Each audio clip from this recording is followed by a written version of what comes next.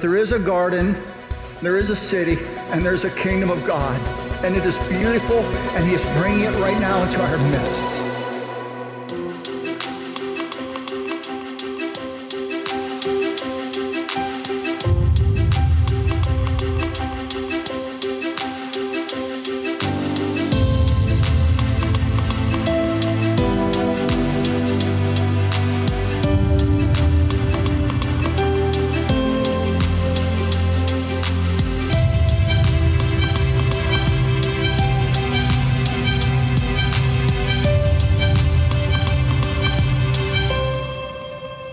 Good morning, everybody. How you guys doing?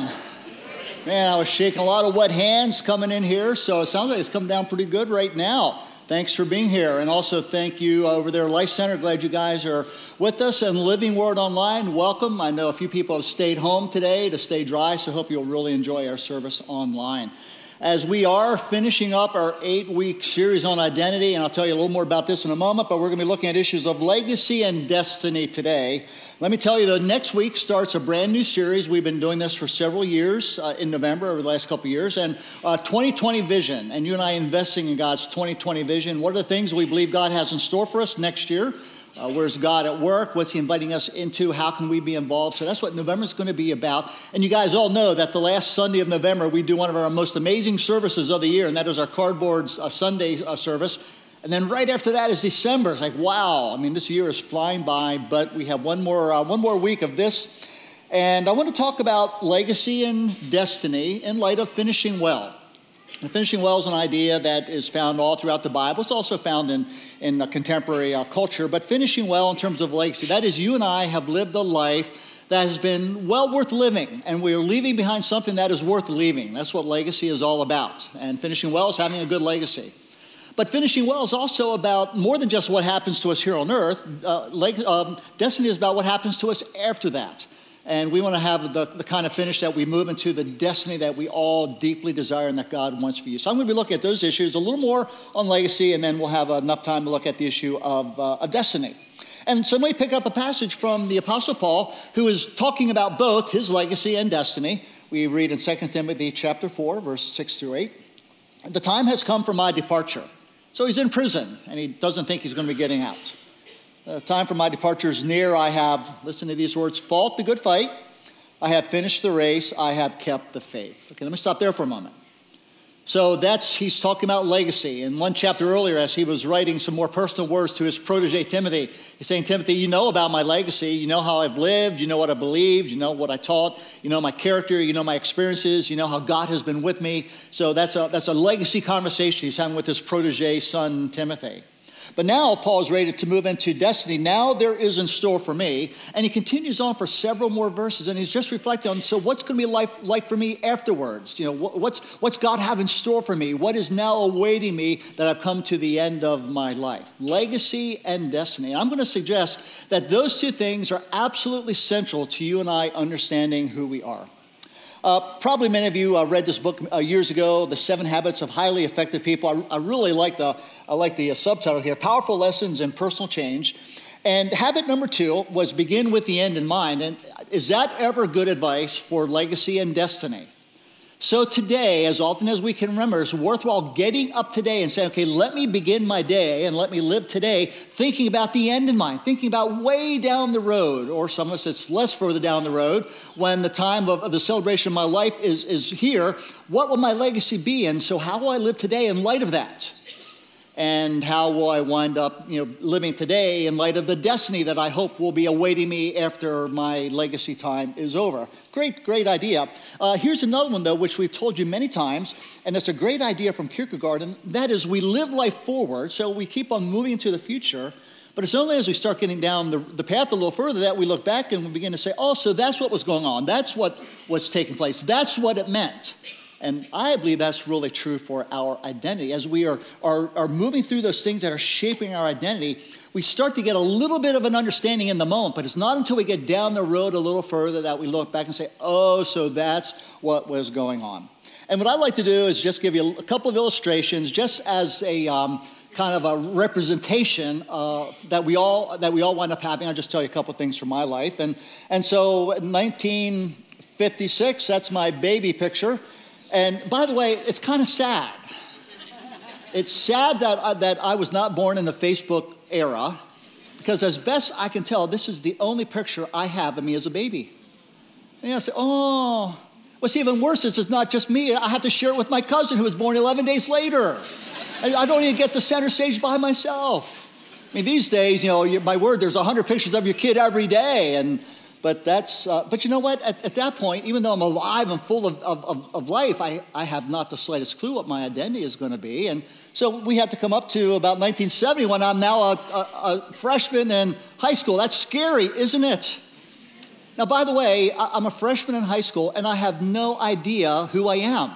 Of course, most of us don't at that age. So we're trying all sorts of things. We're experimenting with lots of possibilities. And we're trying music, we're trying sports, we're trying hobbies, we're trying relationships. We're just trying on identities to try and figure out who we are. But we really don't know. It's a time of real exploration. And we don't really know who we are until we get to our senior year.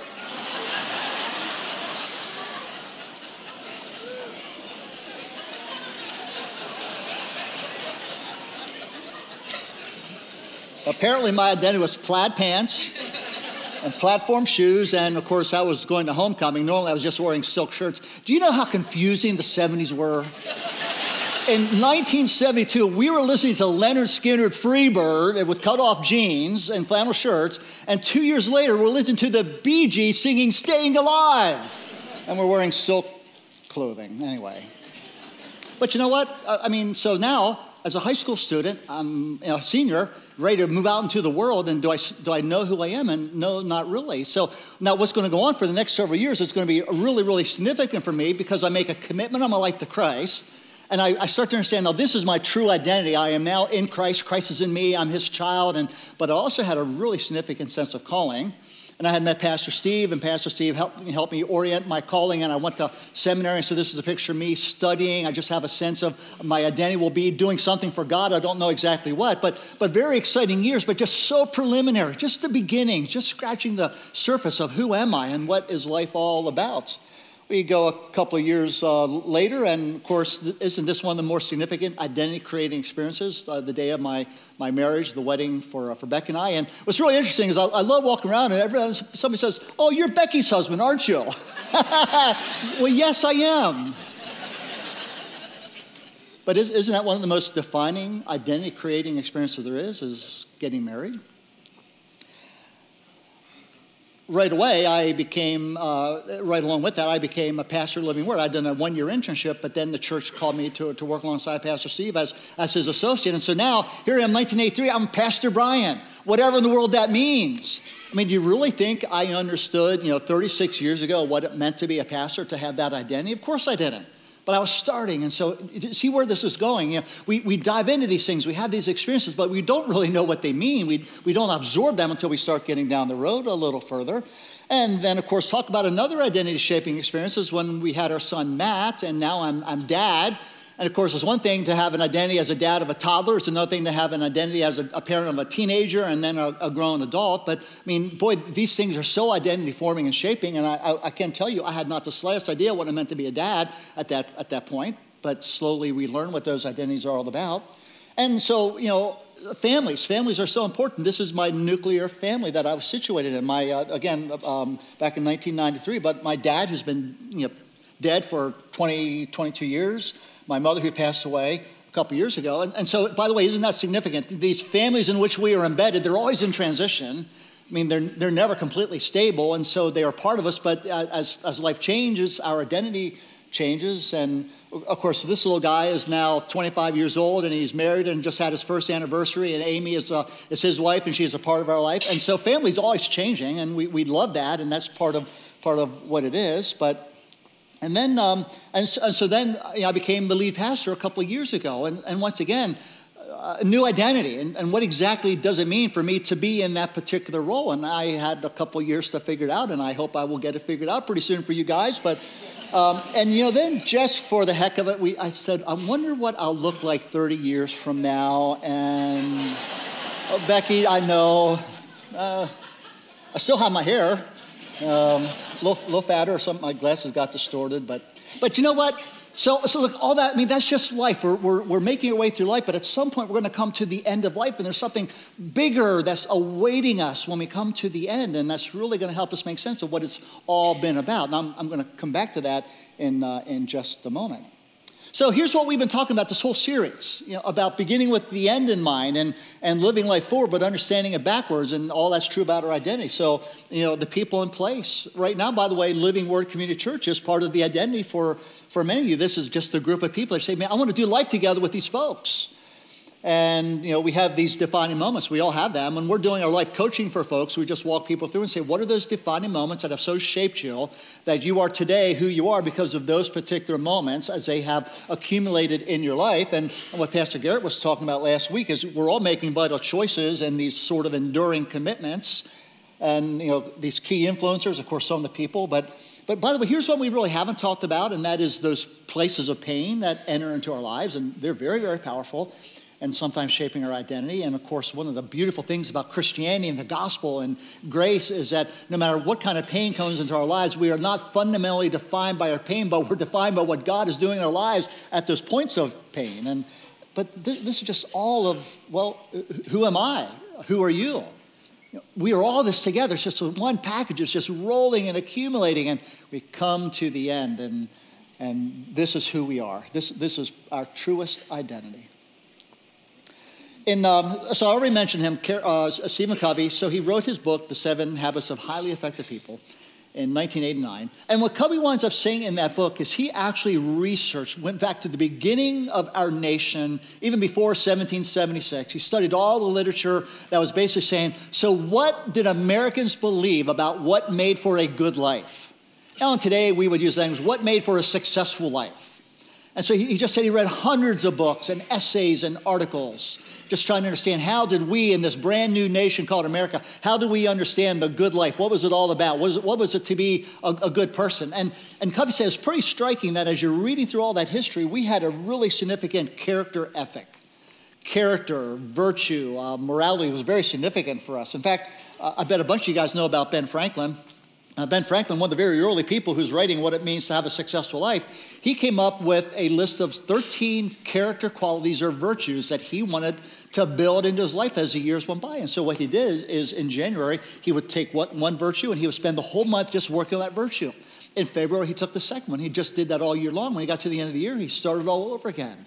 Now, just think about how unusual that is. Somebody who's thinking, wow, for me to have a good life, I need to be very intentional about the process of the formation of my inner world so I become a certain kind of person. Who does that today?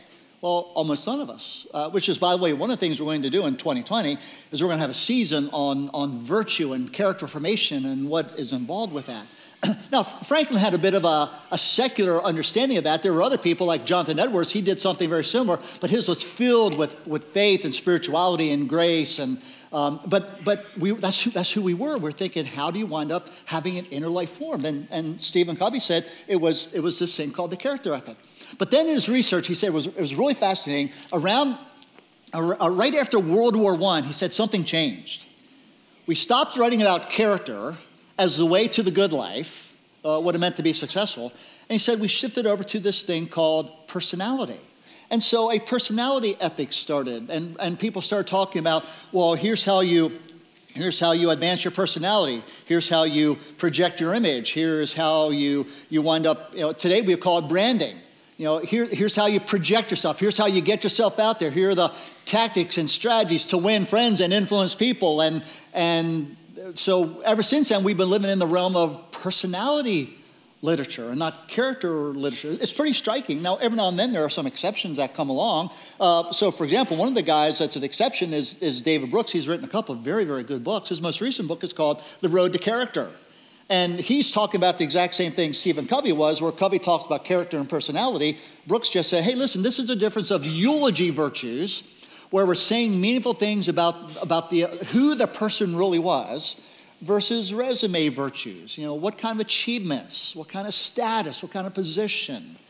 And the first couple of chapters in his book, The Road to Chapter, are just beautiful and powerful.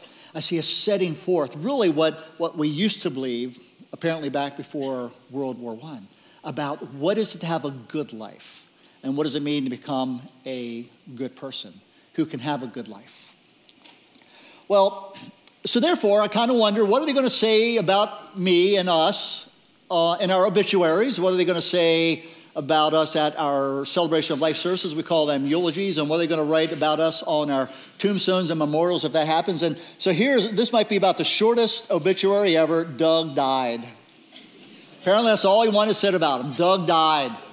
Is there anything else about Doug? Doug died. I told you I was sick. Listen up. If somebody says I'm sick, get them to the hospital. Apparently, Kay's legacy is her fudge. So they created a marble memorial that had her fudge recipe. And as I'm looking back, I'm just going to say, what a sad legacy, because there's not a single mention of peanut butter in this recipe.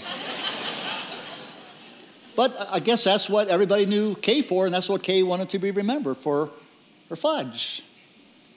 And then this is Michael Luther, and when he died, well, he was a Pac-Man addict. And when he died, his sister decided she would celebrate the obsession of his life, and so she had a marble memorial created where literally this looks like a Pac-Man machine, and over here is like the thing, and right there in the center, game over. Wow, yeah. Michael Luther, game over. Well, okay, listen, that's a whole lot better than this. Legacy of BPH. I'm glad we don't know who BPH is. Liar, thief, cheat, selfish, unsharing, unloving, unkind, disloyal, dishonorable, unfaithful. All right, if that's the legacy you're going to leave behind, you'll want to be very careful about how you select to be in charge of your funeral arrangements.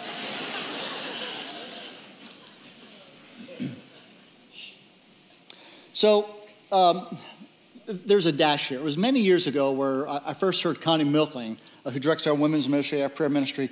She talked about the dash. And why she talked about that, there's a poem, I think it's called Living the Dash. And really what the dash is just a description of is it's life between birth and death. And the dash is what really matters. And you and I living the dash well is what matters. Back in 1972, so okay, this was 1972, the United Negro College Fund started a campaign that became one of the most successful fundraising campaigns ever. And since then, they have raised $2.2 billion specifically because of that campaign.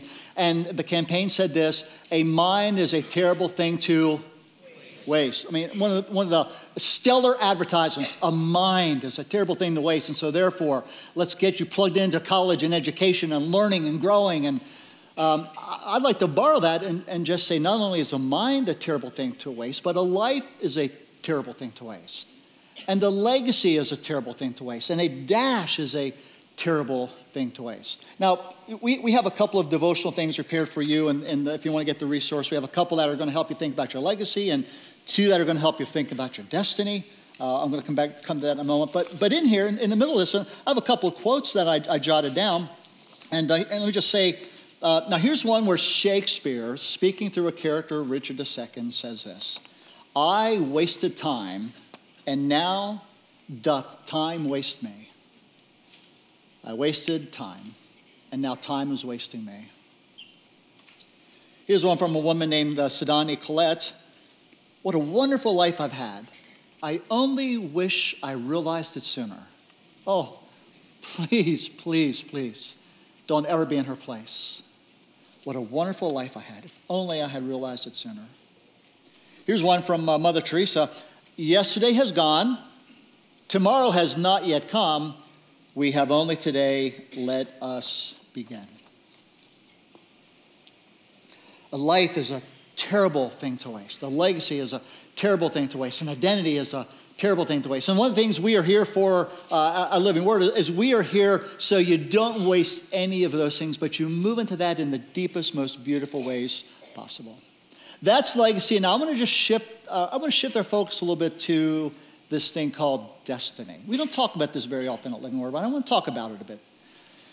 So there's a little model that I think this will make sense. First of all, we have the question of existence. Here's basically, are you temporary or are you forever? Okay, that's the first question. Now then, the second question is about your awareness. Is awareness of existence temporary or is it forever? So there's a couple of different options on here. Now, the first option is what is called secularism or atheism. It could be called materialism, but it is that viewpoint that says all of life is nothing more than biology, chemistry, physics, what you can see, hear, taste, and touch. There's no God, there's no supernatural, there's no eternity, there's no spirit, there's no soul. All of that stuff is just a figment. All that exists is materiality. And so therefore, yes, you are temporary. And not only are you temporary in your existence, but you're temporary in your awareness. When you're gone, you're not even ever going to know you were here. I mean, it's when it's over, it is done, and you're done. Now, by the way, that's not been the most comforting response, but that is indeed what that particular group has to say. Now, when we look at this option up here, basically it's a nonsensical option. You can't have a temporary existence and forever awareness. I mean, that's just an impossibility. So we're not even going to talk about that. But there are some other options. And so now we start to move into the realm of what some of the Eastern religions and worldviews say. And there's a couple different ways they talk about it. But here, bottom line, they all say, oh, no, you're forever, but it's just that your awareness of it is not. Okay, let me give you an example. So we've all heard of reincarnation. And it's actually a popular view in parts of the eastern section of our globe. So what reincarnation means is that depending upon how you have lived and the karma that you have accumulated, in your next life you either move yourself up the scale a little bit or you go down a little bit. So if you've had a very good life this time, next life you might be reincarnated as a Ravens fan. If you're having a very bad life, you might be a Patriots fan next life. You know, that's what reincarnation's all about. But so basically, you keep on going on and on and on, but you never remember the previous lives. Okay, so you have no awareness of the previous. All you have is the awareness of now. So yeah, you're going on, but awareness is very, very temporary. Now then there's another way of thinking, and it's called Buddhism, and there's lots of different varieties of Buddhism. And but here's what some have in common, and that is basically, think of it this way. Think of reality as like this ocean, and you're a drop of water. And when you die, you are just a drop that goes into the ocean. You no longer have any awareness of being a drop of water because you have become one with this vast ocean. So yes, you are going on forever, but you have no awareness. There's no personality. Again, that might be more comforting than this thing called atheism. But here's where the Judeo-Christian view has a really different understanding. And that is, oh no, you are forever and you will have awareness because you are a person and there is a personal God and you will have awareness forever. Life does not end when the dash is over.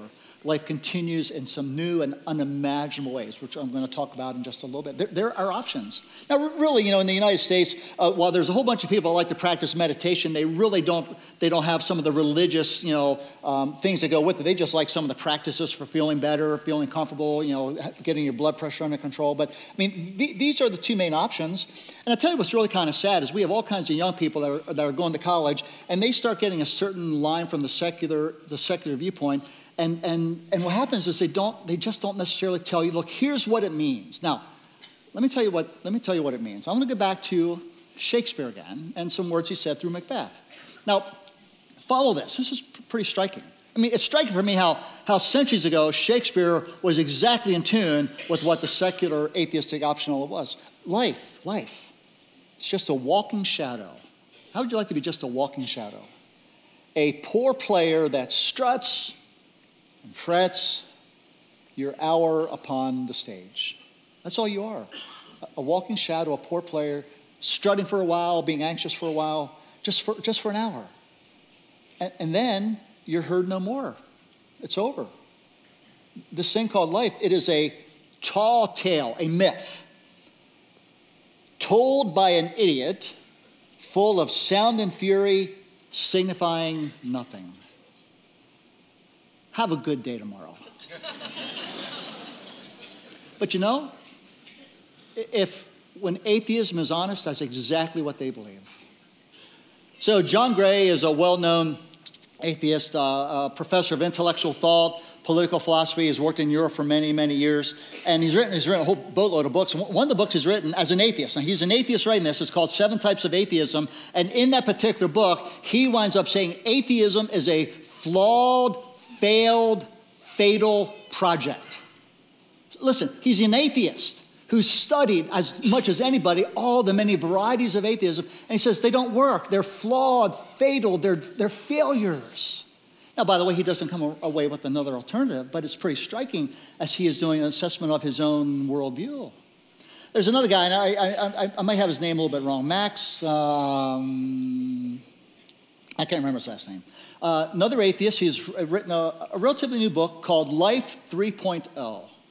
Now, see, here's what's going on. There are so many atheists that they're actually pessimistic about life. Now, there's a couple optimistic ones. Of course, they have to struggle to give grounds for being optimistic. So many of them, like John Gray and Max, they're pessimistic. So here's Gray writing about Life 3.0. He says, listen, humanity is coming to an end. Humanity is a dead end. We are here and we're gone and we're not going to be around. It's a dead end. And here's our hope that we will be able to create the super smart artificial intelligence that will live on forever. That's the future of life on planet Earth. Not us, we human beings, we frail biology. No, we're a dead end. What the future is all about these super intelligent artificial intelligences. So have a good day. Have a good day. Like, how depressing. But you see, here's what's going on. You know, John Gray and Max and somebody else like them, they're just being honest. This is a conclusion of their worldview. And how different is Christianity? How different? There is a creator God. There's not a cold, impersonal, uncaring universe. There's a creator God. He is powerful. He is loving. He is good. And he delights in this thing called creation. So he has made a creation, and the creation is full of wonder and beauty, meaning and purpose. And more than that, creation is filled with creatures who are glorious and beautiful and amazing, majestic, magnificent. The possibilities that are downloaded into them is beyond our ability to imagine. We feel, we think, we love, we quarrel, we argue, we desire, we forgive. I mean, this thing called humanity we are more than just biology and chemistry and physics. We are so much more. We are nephesh, we are ruach, there is spirit, there is soul, there is the breath, life of God that is animating you and I. Can you talk about two worldviews that could be more polar opposites than what atheism says life is all about and what Christianity says life is all about? And therefore, you are meant to live forever. You see, really, it is this that gives meaning to this. Oh, yeah, you know, maybe I was talking to one guy at the church. He says, yeah, my expiration date is it's at age 84. He figured all that out with his accountant, you know. I said, well, let's call it your promotion date, not your expiration date. But you know what? Whether it's 64 or 84 or 104, I mean, it's only a pretty short time. But what gives this beauty and meaning and worth is this. This working backward makes this amazing. And what I'd like to do is just read you a couple scriptures. I mean, I don't even know if I can explain it. But can I just read a few scriptures that are talking about this? I mean, and the first is right in the middle of the book of Job. The paradigm of suffering. So talk about somebody who's just had a miserable dash. And it's Job. Listen to this. It's in chapter 19. By the way, Old Testament, you know, where they're just so confused, these things about the life after, it's cloudy and shadowy. But listen to this proclamation. I know that my Redeemer lives. I know there's a Redeemer. And that in the end, this Redeemer will stand on the earth. And after my skin has been destroyed, yet in my flesh I will see God. It is an amazing preview, hint, longing that there's a thing called resurrection that happens. We're not just a drop of water. We are living beings who are meant to live forever with a new kind of resurrection existence. And I myself, in my flesh I will see God. I myself will see him with my own eyes, and all how my heart yearns within me. I mean, that's like Old Testament preview, longing, seeing things very, very dimly. But it gets so much clearer in the New Testament. the Apostle Paul in 2 Corinthians. And when he's writing in 2 Corinthians chapter 3, he's thinking back to Exodus. He's thinking back to this one called Moses, one of the leaders of the Israelite religion and people. And Moses having this beautiful prayer to God, God, show me your glory. And God said, Moses, it's an amazing request, but I can't do that. If I showed you my glory, it'd kill you. My glory is just too amazing. It's too beautiful. You're not ready for it. Now that's Moses in the Old Testament. By the time we get to the New Testament, listen to what the Apostle Paul is saying. We all with unveiled faces. Okay, Moses had to look into the face of a rock and the glory of God passed him by. He couldn't even see it. There's no covering, there's no hindrance. We with these unveiled faces, we contemplate the Lord's glory. And more than just seeing it and contemplating it, we are being transformed into his image with ever increasing glory. Guys, here's where my pay grade knowledge just is so inadequate. I don't even know how to explain this to you, but somehow God is so gracious and so generous and so magnificent. He actually gives you and I his glory. That maybe is the pinnacle of what it means to be made in the image of God. God gives to you and I his very glory, and we go from glory to glory to glory. Now here's how Eugene Peterson says it in the Message. There's nothing between us and God. Our faces are shining with the brightness of his face. And so we are transfigured, much like the Messiah. Our lives gradually becoming brighter and more beautiful as God enters our lives and we become like him. What a destiny for you to become brighter and more beautiful as God increasingly enters your life. That's your destiny. And so therefore we read in almost one of the last books of the Bible, 1 John chapter 3. Listen to this. My friends. He's been talking a little bit about Jesus in the verses before that. My friends. That's exactly who we are. What's our truest identity? Children of God. And listen, that's only the beginning. Listen, we talk about your truest identity as being a child of God, a son, a daughter of God. And it's only the beginning. Who knows how we'll end up? Who knows? Who knows what this brighter, more beautiful glory is going to... Who knows? The eye hasn't seen, the ear hasn't heard. We can't even imagine what it's going to be. Who knows? What we do know is this. When Christ is openly revealed, we'll see him. And in seeing him, we'll become like him. Wow.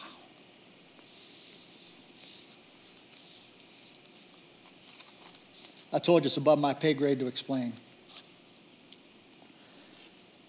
You know, every now and then we've told you in the past, and by the way, we're going to keep on telling you a couple of things for years to come, but C.S. Lewis, there's no ordinary person, no ordinary people. There's no such thing as an ordinary person. There's no such thing as just mere chemistry and biology, no such thing. You are far more than that. There's not a single ordinary person here today. Instead, there are people who have the life and breath, the ruach, the nephesh, soul and spirit, who are meant to live forever. Would you bow with me for a word of prayer? And I'm going to have a final word to everybody, but just as we're bowed for a couple moments before we worship. And man, we're going to sing some songs. They're going to talk about legacy and they're going to talk about destiny. But before then, there's probably a few of you here, and maybe some of you who are listening online, that you haven't quite connected with Jesus yet. Man, I want you to connect with Jesus. Please connect with Jesus. He is your life. What he has reserved for you, brighter, more beautiful glory. Being a child of God, it's just the beginning. Who knows where you're going to end up?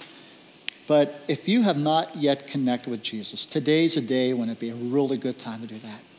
And to do that, all you need to say is, Jesus, I want you to be my Savior.